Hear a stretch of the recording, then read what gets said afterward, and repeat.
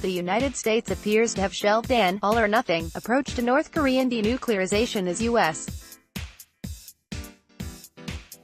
Secretary of State Mike Pompeo prepares to head back to North Korea this week, hoping to agree a roadmap for its nuclear disarmament. Pompeo will spend a day and a half in North Korea on Friday and Saturday on what will be his third trip to the country this year, and his first since an unprecedented summit between President Donald Trump and North Korean leader Kim Jong-un in Singapore on June 12.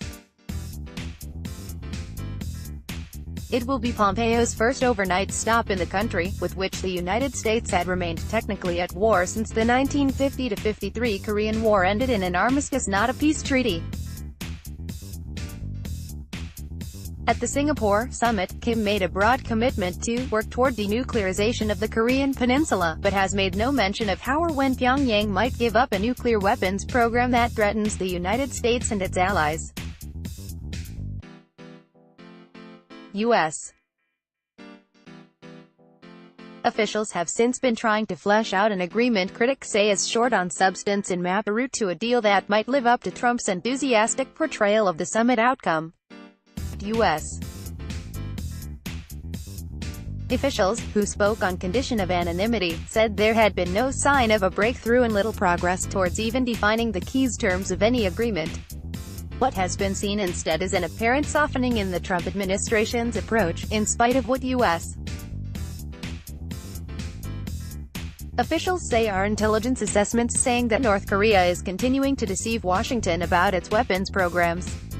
The U.S. administration has previously demanded that North Korea agree to abandon its entire nuclear program before it could expect any relief from tough international sanctions.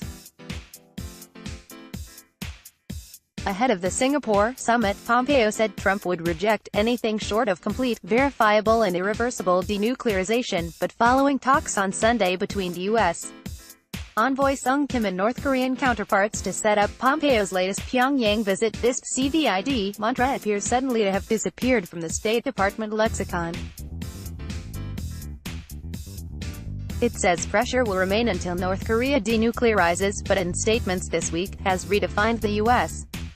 goal as the final, fully verified denuclearization of North Korea, as agreed to by Chairman Kim, to U.S.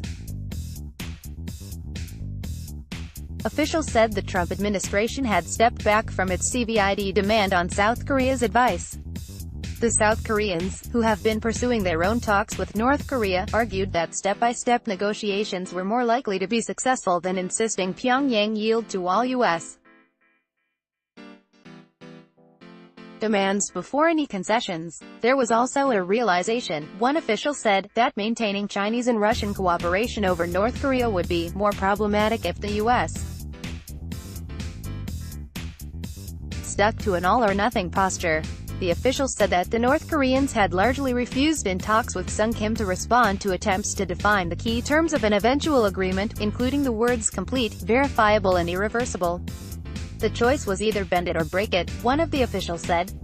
A senior South Korean official told U.S.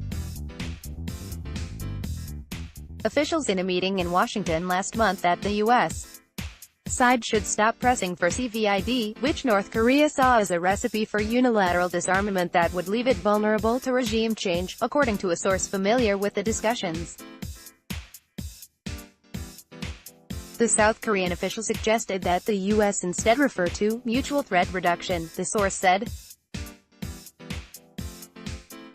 The official also argued that it would be difficult to inspect North Korean nuclear and missile facilities in a conventional way involving hundreds of international investigators, as Pyongyang would be unlikely to accept. Patrick Cronin of the Center for New American Security, an Asia expert in close touch with U.S. and South Korean officials, said the thinking seemed to be that although Kim would not want to give up his entire nuclear program anytime soon, he might be willing to dismantle major portions of it. The U.S.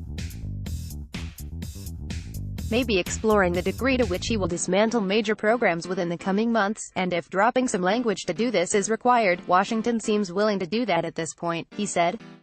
Because verified denuclearization of the main elements of a nuclear and missile program is the best that can be hoped for, Washington has quietly begun emphasizing final, fully verified denuclearization, he said. Ambiguity in language may open up space for agreement despite the fact that interlocutors have different goals in mind. This is what is occurring right now as Washington and Pyongyang engage in talks to determine whether a workable deal is possible, White House National Security Advisor John Bolton said on Sunday. The bulk of North Korea's weapons programs could be dismantled within a year, if they have the strategic decision already made to do that. On Tuesday, State Department spokeswoman Heather Nauert declined to give a time frame for North Korea's denuclearization.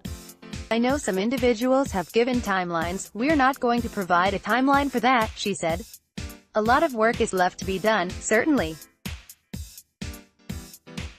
We go into this eyes wide open." Politics. The United States appears to have shelved an all-or-nothing approach to North Korean denuclearization as U.S. Secretary of State Mike Pompeo prepares to head back to North Korea this week, hoping to agree a roadmap for its nuclear disarmament. NKorea, nuclear weapons, Mike Pompeo, Diplomacy 861 Wednesday 4 July 2018, 1:30 p.m. 2018-3004 Wednesday 4 July 2018, 1:30 p.m. Newsmax Inc. Newsmax Inc.